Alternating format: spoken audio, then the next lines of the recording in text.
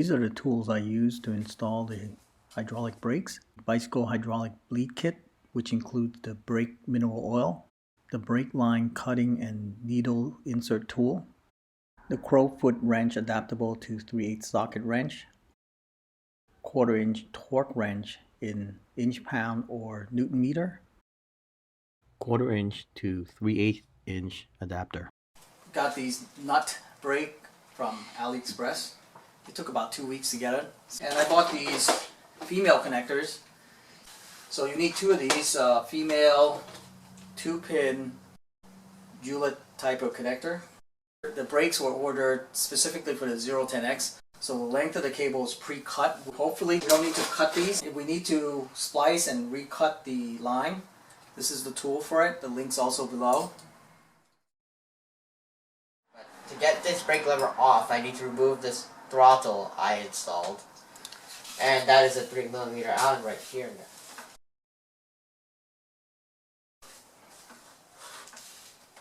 Now I've got the brake lever, which is a 5mm Allen. Okay, so we're going to remove this line from the brake lever, and we're going to also cut this line so we can stick in this Julet female connector. I'm going to shorten this adjustment screw as much as I can so I might have enough slack.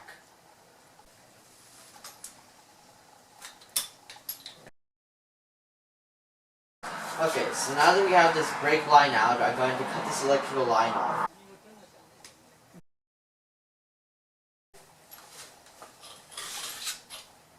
Now that we've got the old lever out, we're going to put the new brake lever in like so. So it looks like it might be easier if we remove these two cable ties and remove this covering.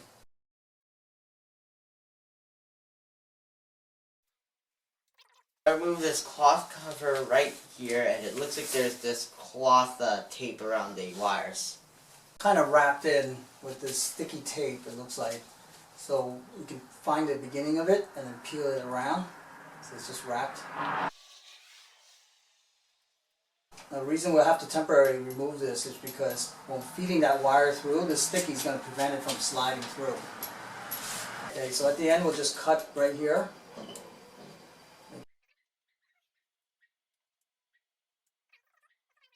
The line is clear and free. You can probably pull this straight up. We're going to use this existing, this brake line to guide the new hydraulic line back up to the stem. What we'll do then is to remove this line, disconnect it from the front brake caliper. Okay, it's through. There it is. There it's through. The cable's out. There it is. There, the cable's out. Now we can remove the front caliper itself.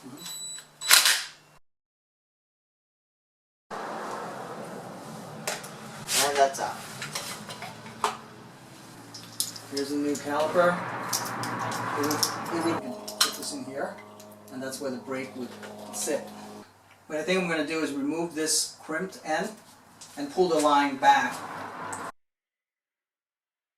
That's how we're going to slide the new line through. So what we're going to do is we're going to tape. I can tape this right to it.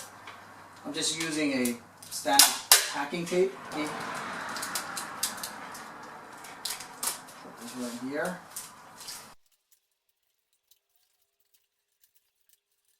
The packing tape is really thin, so that way it doesn't rub too much as it's going up. And then we'll feed it right up. As I'm pushing this up, I'm also pulling the upper half of the line through. You can see there. And it goes in. I'm pushing up and pulling up at the same time. You can see that. We're going to leave about the same amount of slack. Make sure that when you turn, it's not going to be too little anywhere. And now we'll just remove this tape. Okay, before we attach this brake hose to the brake lever, we'll need to put a retainer cover. Okay, next is the retainer itself, 8mm nut right there, and then the ferrule. The retainer nut will push against this ferrule and make a tight seal. Now we can slip it in to the brake lever. The ferrule and the nut. We're going to torque this side again to 44 to 60 inch-pound.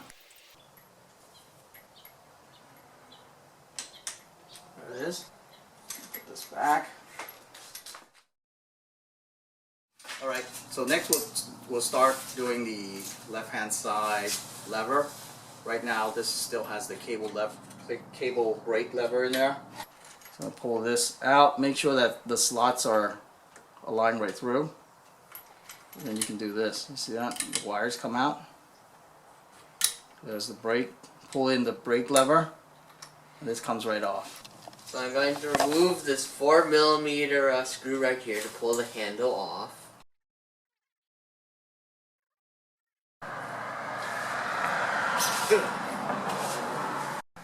Before I can pull this off, I have to cut off this electrical brake line, and I'm going to cut it about here.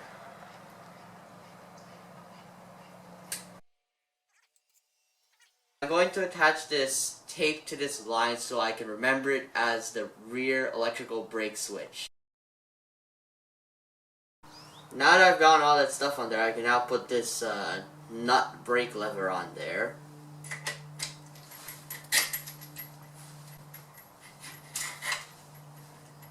Disconnect the rear line, the brake line, from the caliper, and also take the rear caliper off. This hex screw is a 5mm head.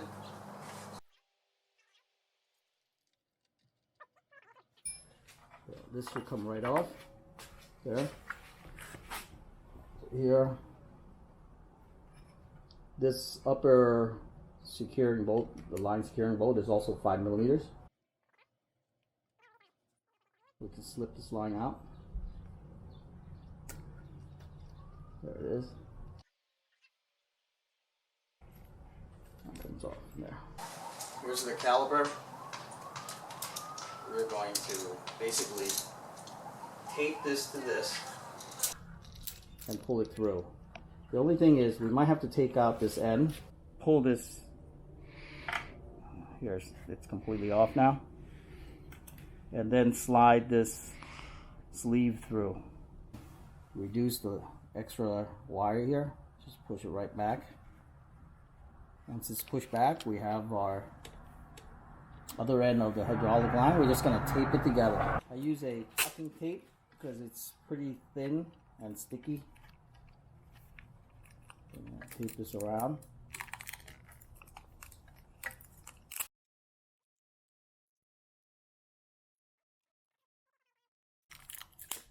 There it is. When I push on this line, it actually comes out. It comes out on there. So this is an easy feed. You just feed the line right through. Right.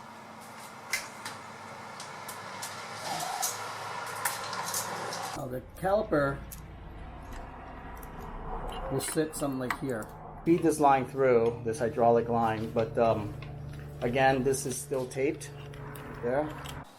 So we'll push this wire in, line in, and at the same time pull this line out.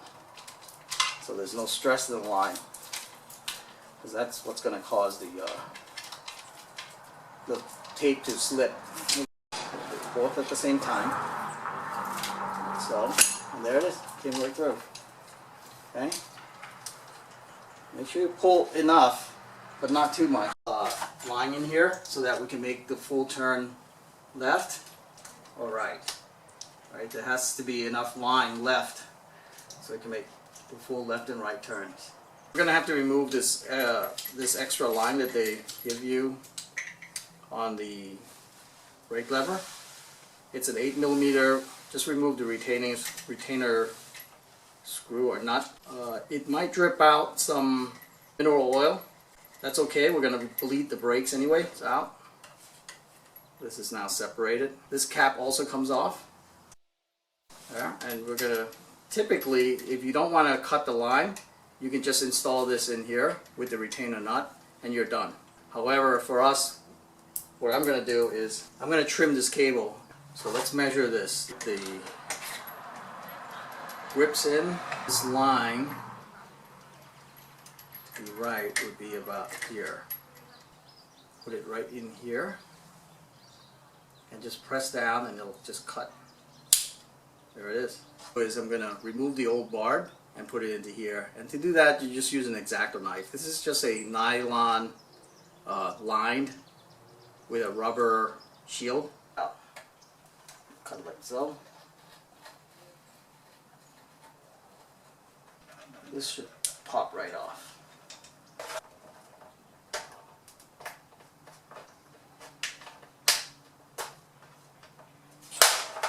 Okay, there it is.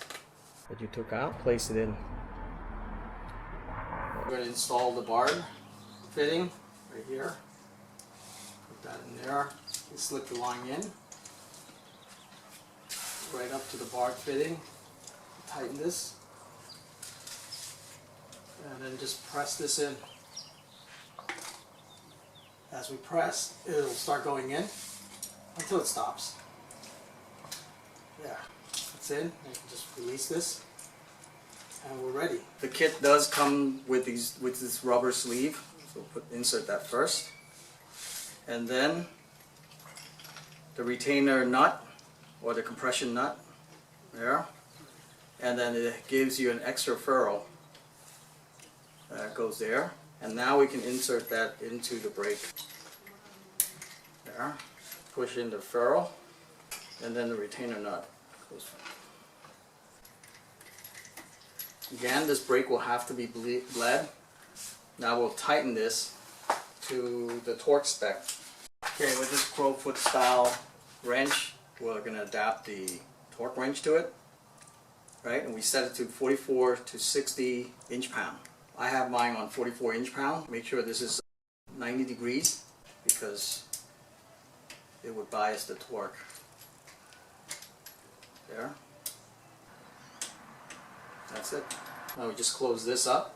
The brake does work right now, but it'll feel a little springy. We're going to bleed it to make sure. Okay, this is the rear brake line. We've spliced already. This one's the front. So we'll start soldering this with these connectors. I've already spliced this also. The color doesn't really matter because it's just a switch. So you can go, just to be consistent, we'll keep black with black. We're going to prime this a little bit first.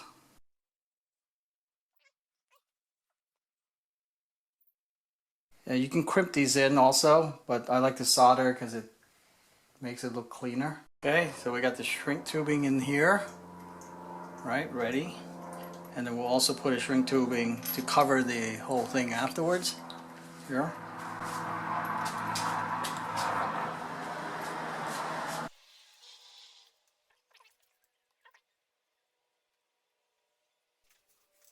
We mark this one for the rear brakes, the letter R, just in case there's a difference between the switch. I don't think so, but just in case. Consistent with black going to black.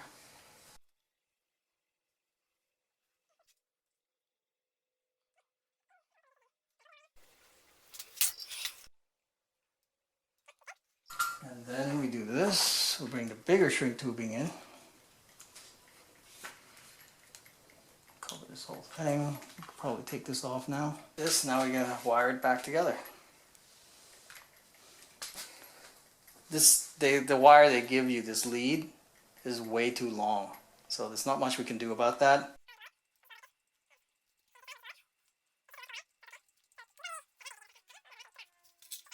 So we got things tie wrapped in. The wires looks a little bit cleaner now. These excess wire are a pain, yeah.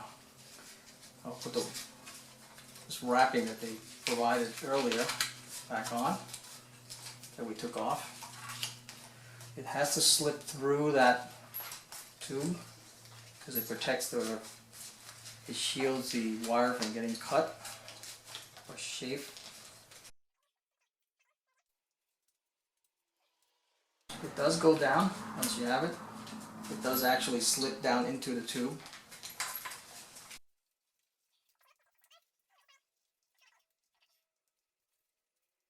There's excess wires wrapping a few times, that's why it's a little bit thick.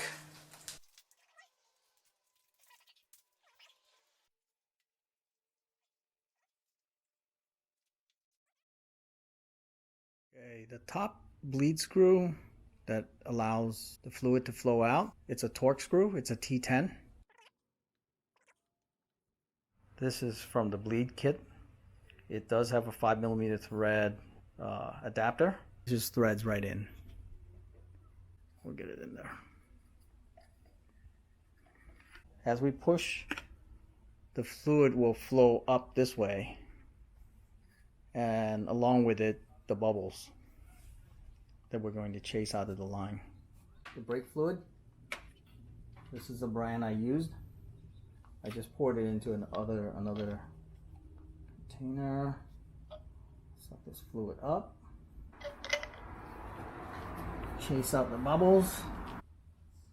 To access the bleed screw, it's behind here, so the brakes has to be removed. But you also need this brake spacer. It's like it comes with the brakes itself, the nut brake. So we'll have to take this off, insert this in. There it is, that's the Torx right there that we're going to be removing. As soon as we remove the screw, you can see fluid starts coming out. We'll close that.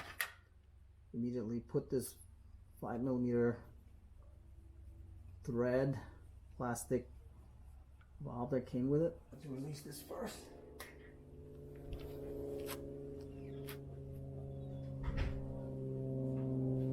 If there's any bubbles will come up there. Once that's done, we can remove this. The fluid will start to flow backwards. I would take the bottom off first, so that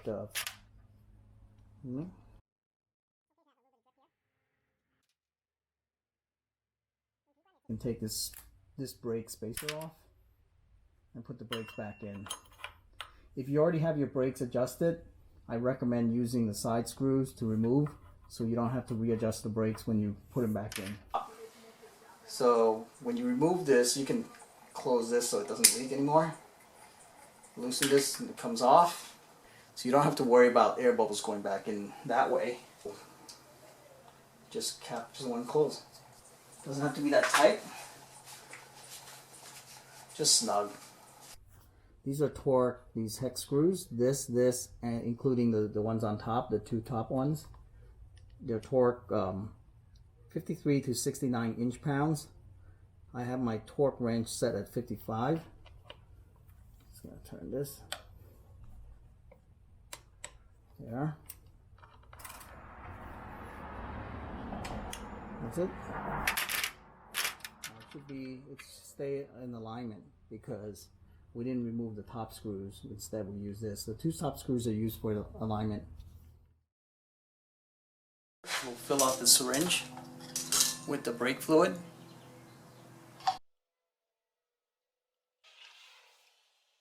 And we'll chase all the air bubble out. Next, we'll remove this Torx screw. So this is a T10 head.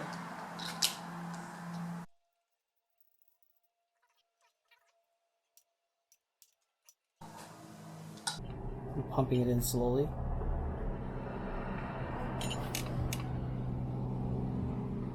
What's going to happen is if on that bubbles start to come. So we'll get the screw ready. It's going to get a little messy here. Okay. Fluid starts to drip out. Put this on. This will guarantee that no bubbles come through this end. Off this, and we'll start installing this. I'm not going to tighten it yet. We'll torque it down also. We'll clip this closed so it doesn't drip on us all over the lever. And then we'll install this screw here. Tighten it just 2 to 4 Newton meters. These 5mm bolts here, and here, they're all 53 to 69 inch-pound. I'm just going to put it at the lower end, 55 inch-pound.